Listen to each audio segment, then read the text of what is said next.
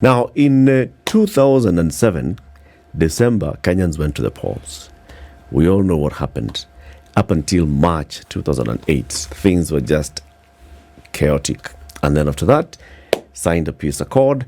And among the things that we said was we are going to investigate and audit what exactly happened in 2007. One of the consequences of that was the disbandment of the then Electoral Commission of Kenya. And then towards now coming into a new era, we said, let's have two commissions in the interim to just run our affairs. One of the interim Electoral Boundaries Commission, and the other one was the interim what was it? Interim Independent Electoral Commission. Yes. I'm seeing there's an I. There are two I's. Yeah. Interim Independent Electoral Commission. The chairman of that commission was an advocate of the High Court of Kenya, Isaack Hassan, who then managed that commission, took us into the referendum of 2010, did a very good job. Everybody commended them. They said, okay, so in fact, we're even able to go and put your fingerprints and actually participate in a referendum. All those things that hadn't been done before. So the Constitution created a new body called the Independent Electoral and Boundaries Commission. Basically merging those two, the electoral one and the boundaries one into one. Big one. And they were told, apply for jobs. The man who had run the referendum applied for the job of the Independent Electoral and Boundaries Commission. He got it. I mean, flying colors. He managed the 2013 election. Half of the country was like, he has done a very good job. Half of the other country was like, chaos. Anyway, the man is here. He's written a book and he's giving us an account of what has happened in that time and his own experience. Isaack Hassan, good morning. Good morning, Eric, and thank you for having me here. Karibu sana. Welcome to Kenya's biggest conversation. That's the hot seat of the situation. It's good to have you here. To welcome you, this man from Papua New Guinea has the day's proverb. And the proverb is from Africa. It's from Eritrea. Yes. When the road is good, it is used a second time. A second time? Yes. When the road is good, it is used a second time. It is used a second time. Once, and then it's used again. Okay, when you hear this, what do you make of that proverb? What do you think the Eritreans are saying? I think good character, good ethics, good morals is something which you have to aspire to, so that you can be, they can come back for you again. It's not the road physically. I think it is metaphorical speech. Yes. Good character.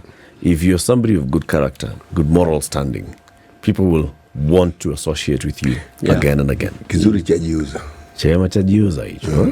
Very good. Now, Ahmed, you wrote this book, after being quiet for so long.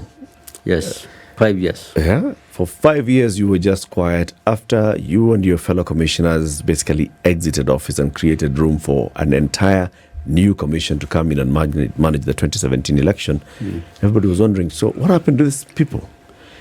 Some of your fellow commissioners have been appearing in the media, speaking and giving their experience and, what should happen in an election, in election management. Isaack Hassan just went quiet. All we're hearing is that you had been approached by other countries to help them think about electoral management. So what have you been doing for those 5 years? Well, of course, we did not live in, although it was called a dignified exit, there was nothing dignified about it. Because at the end of the day, it was just we're being evicted from office. So we were not happy with the way the whole thing. We accepted the payment and the exit and everything else.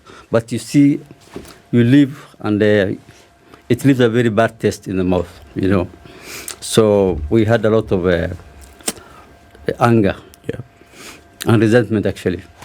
I would say against the media, whom we thought was used to bastardize the commissioners and myself. For me, I did not want to take part in a discussion on Kenyan elections. I made a personal decision not to talk about elections in Kenya because there's already somebody who took over my office, Chebukati, and I believed in the policy that if he cannot get your support, then at least give him your silence, because he doesn't need another chairman or former chairman to be another armchair analyst to second guess the chairman who's in office. And even once the commissioners came on TV to try and even bash the chairman or the other commissioners, the chairman called me, complained that, why your former commissioners are trying to trash me now. So I tried to encourage the commissioners to go slow on those attacks. But some of them, of course, wanted to be back in the limelight. I guess some of them wanted to be to keep on using the same name. But for me, I made that choice. And whatever advice I was giving, it was just private. To the chairman, to the CEO, talk to them, call them. They will call me sometimes. And it was just very formal, very professional, but nothing. So I used to get calls from the media for comments, both print and TV. So I think after so many times I told them, I'm not giving interviews. I think they took the cue and they left me alone. People got to understand. They were now going for Mahiri, my former deputy chair. Yeah. So after that, and then again, I could not work with international organizations on Kenyan elections. You say like the UN or UNDP has projects in Kenya on elections. IFES, International ID, there are a lot of, even the Commonwealth Secretariat. But I could not take any of the assignments because it's in Kenya. So again, I thought I need to go outside Kenya to exercise my experience. So I went to Somalia. When during the protests against the commissioners, the tear gas Mondays, Yes. there was one banner which was held up by those young men saying, Isaack Hassan, go back to Mogadishu. Of course, I've never been to Mogadishu before, but this time I went. I went because, not because I come from there, I come from Garissa, but because the UNDP, engaged me as a consultant to go and help. My job was institutional governance advisor. Institutional governance. We, in all commissions, there's always this problem of commissioners and the secretariat. Yes. And it's about financial management and human resource. So they asked me to help the electoral commission there to try to structure the decision-making process. I mean, commissioners were signing checks. They were issuing LPOs to go and get. I mean, it was crazy. But and for them again, it's because it took them time to get staff. So they only had the chairman and the 8 commissioners. It was just commissioners and no secretary. Yes, nobody. So they brought some few in, but even those few who were brought in were their relatives, not really qualified. So I took about a year helping the commission, working through, and when they wanted a strategic plan, I called an expert in Kenya who helped me in the commission, Mr. Brown Makotsi, who is a very management guru. So I went with him also to Somalia. And so we spent a good time in Mogadishu. Of course, we were staying at the green zone, the UN compound. But we used to go to Villa Somalia. So we'll go with these armored vehicles. You wear those flak jacket and the helmet, about 15 kilos. What? And but it was very interesting and fulfilling, because eventually the commission became transformed and became a professional. I tried to replicate IEBC actually, and they came with a lot of the programs of IEBC was taken there. The good thing is when I was still the chairman of IEBC, they had come for benchmarking and study tour, the commissioners and the CEO. So when the commissioners went back, I told the CEO to stay for 1 month and work with Ezra Chiloba to just understudy him, to see how a secretary is made. So he was very happy actually for those 1 month, 30 days he was here. He took a lot of lessons. So when I went back to them now, we were very happy to set up a very good commission. And so again, even that was for me. I never wanted to showcase it as something which I'm doing. Yeah. I made a mistake of posting on social media when I was going with Makosi to Somalia, and it became a headline story in the Star, and it cost me a lot of problems in Somalia because I went there as a consultant on elections. Yeah. But the Star wrote the headline that you're managing. No, I was invited by Farmajo as a political advisor. That's a completely... Wow. So even the UNDP guys who I was working with were saying, what's wrong? Are you here for another mission also? We thought we came for NIC. So, but then I learned a good lesson, never to use social media again. Just to So be you went completely off social media, off mainstream media, completely. Yeah. What made you decide to write a book? And actually, the commission were very grateful for the work I did for them. Even in their strategic plan, they put my name in the chair lady put my name, and they were calling me Chairman Emeritus, which I don't get in Kenya. So I was Chairman Emeritus in Somalia. But why I wrote the book? The late Samuel Kibitu, I used to talk to him a lot. He used to write me letters. He used to call me until his health became very bad. But he told me something about, we spent about 8 hours on the plane. I was going to UK for something, and I was going to UK for a conference. So we met in the plane. So we sat together for 8 hours. So we were talking the whole night. And one thing he told me is he regretted not writing his memoir. He had bits and pieces of information, but it was too late for him to bring it together. So he told me, please don't learn from me. Start collecting your documentation and write, because you will have to set the record straight. Yeah. Sometimes, because most times the chairperson or the commissioners will be subject to the politics of the game. And it may be necessary to clarify some issues and state the truth. Say your story. Sure. Ahmed, even as you now made the decision to write the book, the title of this book is a tell-all.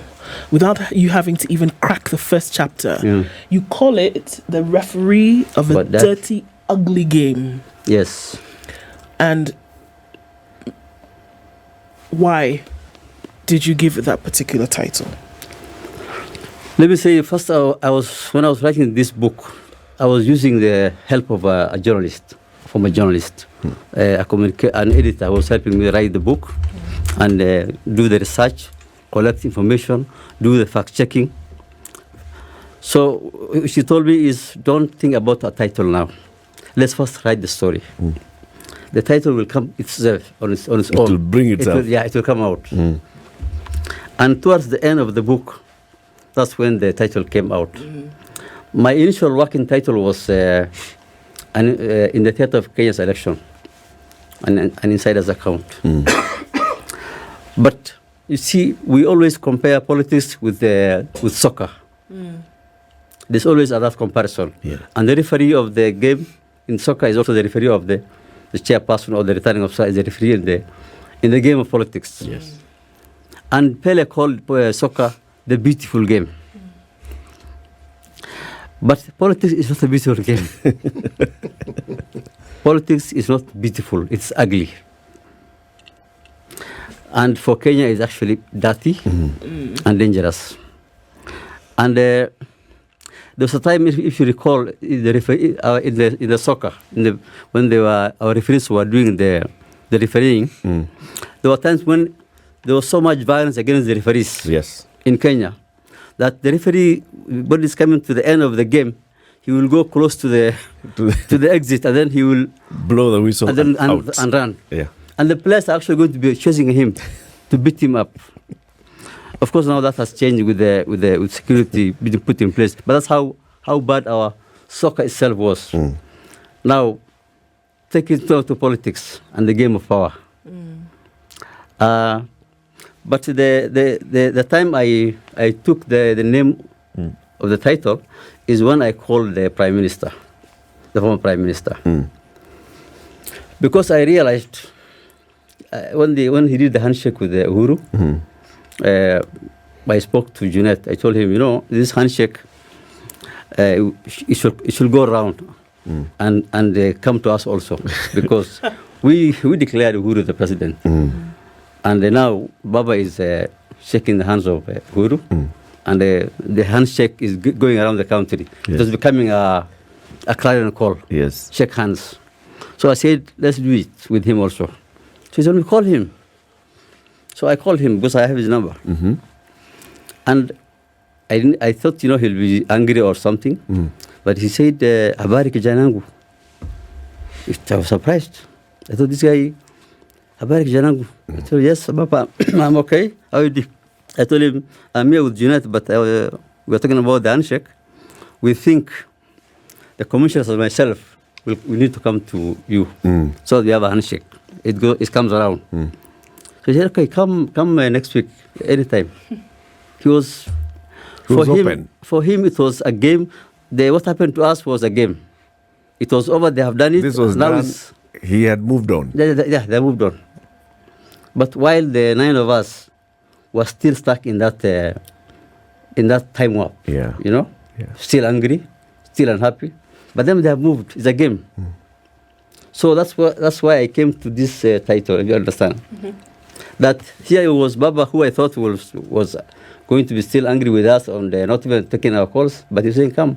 For him, that was last year, is over. I'm not doing something else. It's interesting that you call it a game, Ahmed. Yeah. Then the question comes into play. If you're calling it a game, were those elections, from where you stood at that time, credible? Of course. You are making the mistake of taking the literal meaning of the words. No. Actually, I'm not. Because I know exactly what you're saying. But the public perception, you cannot run away from, especially since this book now is public. Yes. You cannot run away from the public perception, whether shared, divided, was that there must have been a question mark when it came to the credibility of these elections. And that you now making the record, clearing essentially, or making the record straight from your point of view, would want to demystify whatever perception had been planted in the minds of people that this election was not credible. I think you have completely... I respect your view, but it's wrong. And I think that was far from my mind when I was doing this title on this book.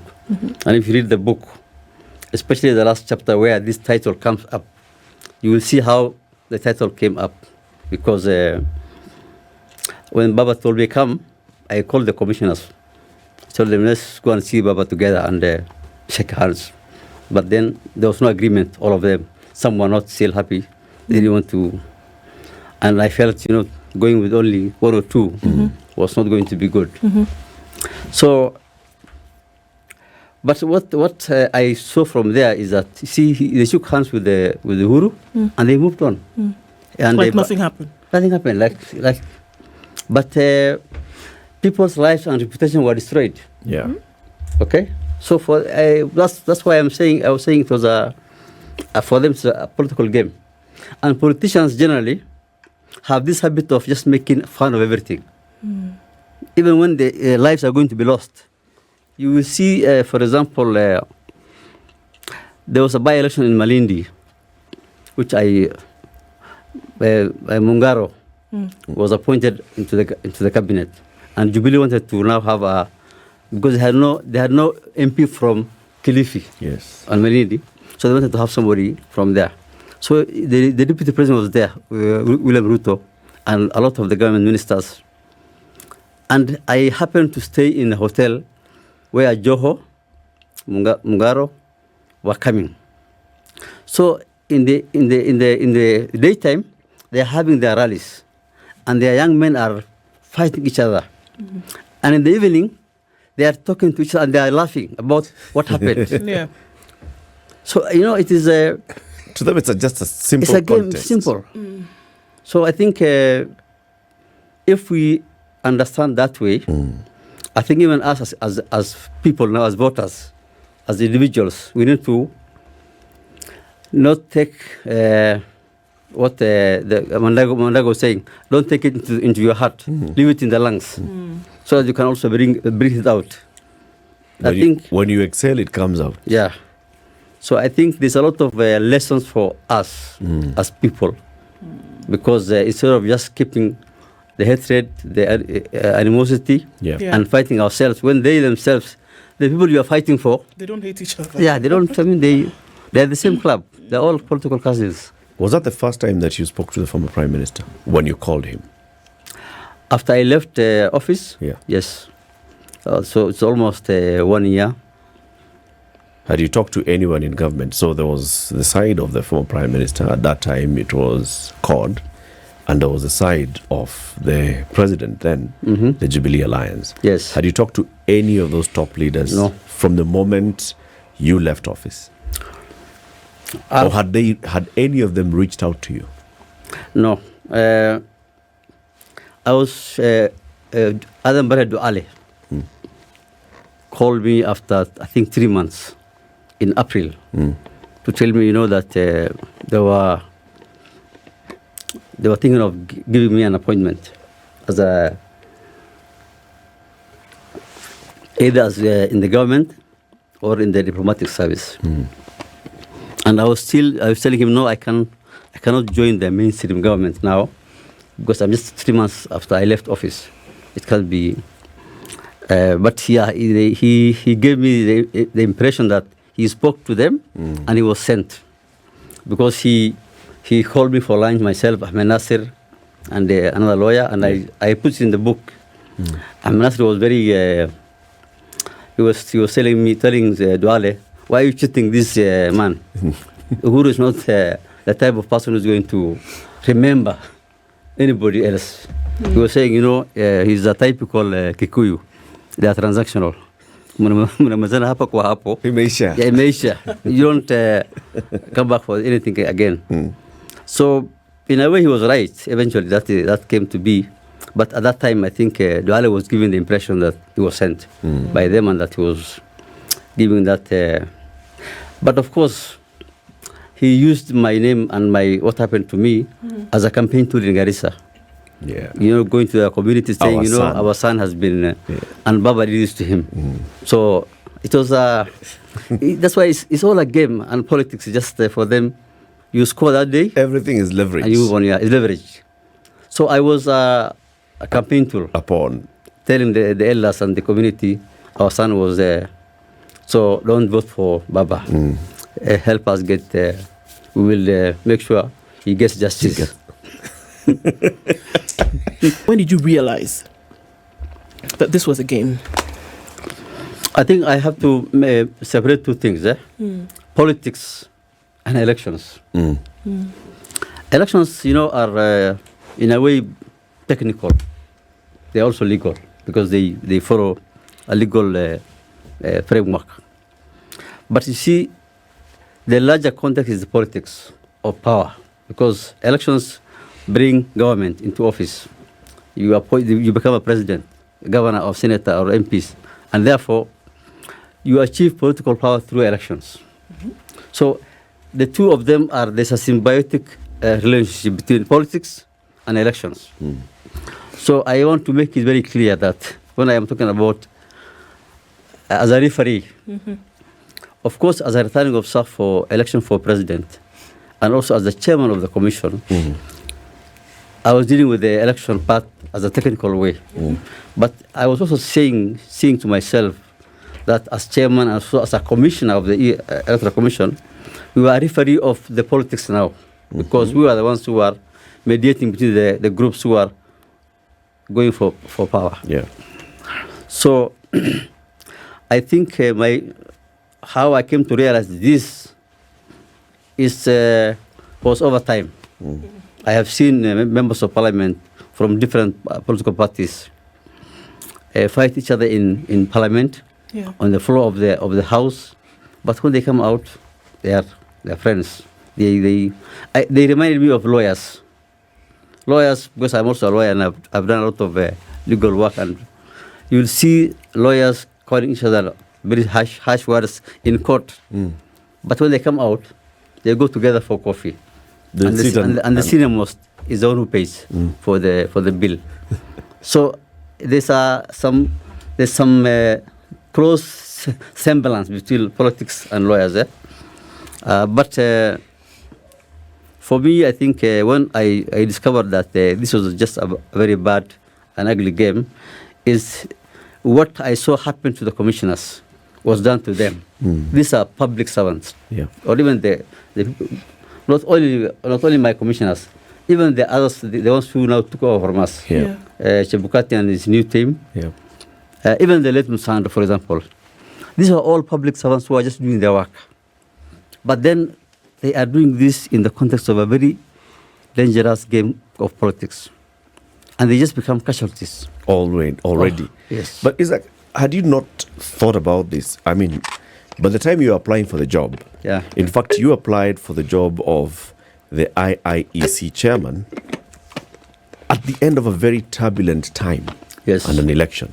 And you must have looked at the history of the previous heads of electoral commissions in the country, whether you're talking about Chesoni or Kivuitu. Look at what was happening to Kivuitu for the Kivuitu commission to be disbanded and everybody sent home. And then you come in, and by the time you are dealing with the politicians now as a chair of the commission and getting into the 2013 election, hadn't you realized that these guys will come to you and they will actually point everything towards you while they're the ones who are playing the dirty game behind you? Had it not occurred to you that you would be the casualty here? I expected some level of attacks against us, but not to that extent. Not to that extent. I think we underestimated the viciousness, the ferocity of the. I have to ask you this question. When you took this job, what exactly did you expect? What did you expect to see happening? What did you expect to see as the field in which you're playing? What support did you expect from the government? What did you expect from the politicians who were involved in this process? What did you expect? I expected them to respect the authority of the commission. And how did there are three rules in elections, which all over the world has to be observed. The first is that candidates and political parties must accept and respect the authority of the commission in terms of supervising the elections. Number two, when they contest for elections, they have to accept the results as announced by the commission. And number three, if they are not happy with the results, they go through the election dispute resolution mechanisms which are there by law. Those are the three rules that we all, if we follow that route, I think the job of managing elections will have been just another technical, legal work that we process. Do. Yes. But do you think we observe those three or any of them? You see, it ties in with what Eric has asked, because yes, we have our elections for the presidency and for political positions every 5 years. Now, what we see happening in the run-up to the election, one could argue is a pointer to how our politicians behave, how they think, and that for them there actually are no rules.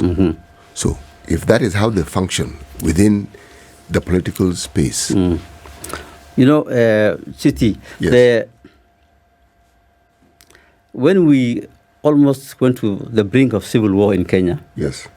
and we came back from the precipice, there was the feeling by everybody, all right-thinking Kenyans, that we will try and not take again our country back to that level of danger, where the whole political state was going to be destroyed.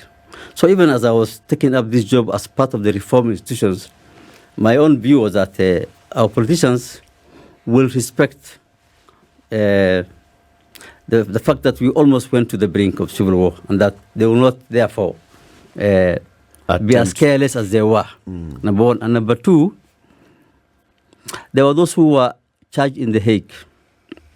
So international criminal justice was also out there as a deterrence against those who may have thought of creating violence. So these are the things that you consider when you are taking this job, and you're expecting there's the rules of the game, but also there's a national will by the government, by the political parties, by the media, everybody, not to. We were almost we became a basket case. Yeah. So nobody wanted us to go back there. So you believed that everybody had learnt their lesson? Yes. And that everybody had actually gotten to a point where they were like, all right. Not again. Never again. Yes. And when you saw Kibaki after the referendum of 2010, yeah, you believed now we have institutions in place, we have a new constitution, we have arrived, the birth of a new republic. Of course. Just 2 years later.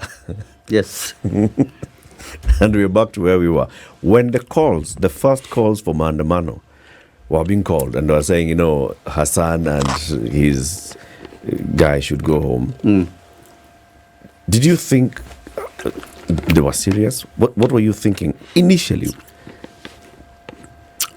If you read my book, you will know that by the time they were going for Maandamano, I had already made the decision to resign from the office and leave the job because of pressure from my family.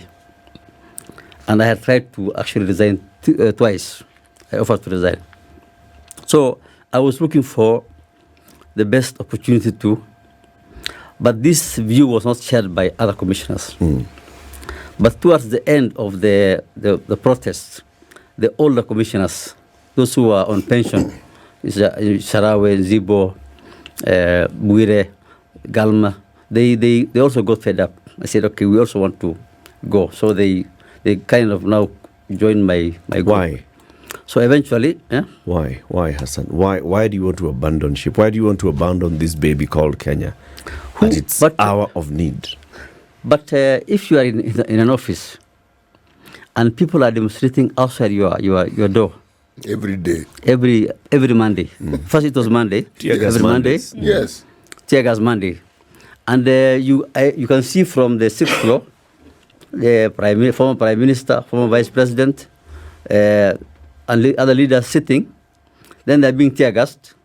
The tear gas comes up to 6th floor. You inhale yourself, and then the worst part was when the demo spread to other parts of the country, like in Siaya, in Kisumu, and then I think it was in Siaya where some of the people were shot. I think 6 people were killed. So we were being told by our MPs from OGM, you have got blood on your hand. Yeah. You can't come here and talk to us again about elections. So you how do you expect to go on with that? You see, a time comes when facts don't matter. If you come with the statistical data about how the election will happen, they don't care about that. It's past that. We are now dealing with emotions. Yeah. And it reaches a point when you see it's no longer feasible. Let's now try and see how to get out in a good way. The question that must be asked then, if I'm to go by the picture that you've painted, first, but let me just say this. One, I like your candor I like the straightforward manner in which you speak and you present your views. But it also tells me that you're an idealist. Yes. Yes. Now, but I'll pause that and leave it there. Now, given what you're saying, then, are we therefore to extrapolate and come to the conclusion that it is actually not possible for anybody to run the IEBC and leave it unscathed? When they were looking for our replacement, it came to a point when I was actually concerned that there will be no one I could hand over to. Because if you recall, the first interviews were done Kina Mutaka Kangu. Yep. There was a group of guys who were interviewed, so listed, but then somebody went to court. I think they challenged the process. Yeah. And these guys were somehow kicked out of the game. The running. And then again, another group was interviewed. So, and I was worried that again, they will go back to court. And it was coming to December. And I had agreed that, I had signed my letter of resignation, given it to the president, and we were just told, hold for, don't leave it as a vacuum, stay there, then you can hand over to the new chairman. So I was actually concerned about the lack of a chairman coming to take over from me. But again, what surprised me actually was that people could apply for these jobs. Having seen what they've just seen. Yes, I mean, I was watching when they came to the office for us to hand over Dr. Akombe, the Bulia, other commissioners. I was watching them, and I was asking myself, do they know what what's wrong with these people? I mean, this lady is a P5, the UN. Why would she want to come to this place? But again, I realized, you see, people don't know what's inside there Until you get in. Yes. When you saw then what happened after the 2017 election, and again, more Maandamano and Chiloba must go, and these all commissioners must go, and of course, that time Akombe has gone. When you're sitting back and watching this, what was running through your mind?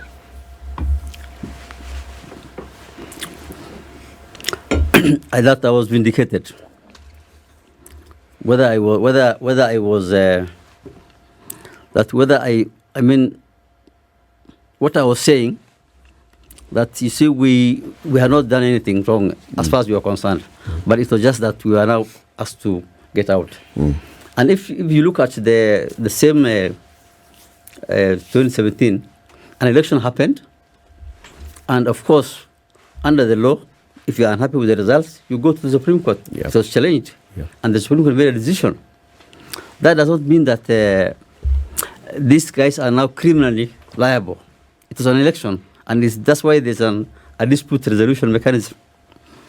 And so I thought, in a way, at the back of my mind, I was telling myself, this is just like another protest Monday. But what I was seeing is that it was getting more vicious and worse than it was in 2007. I mean, in 2013, during our time, 2016.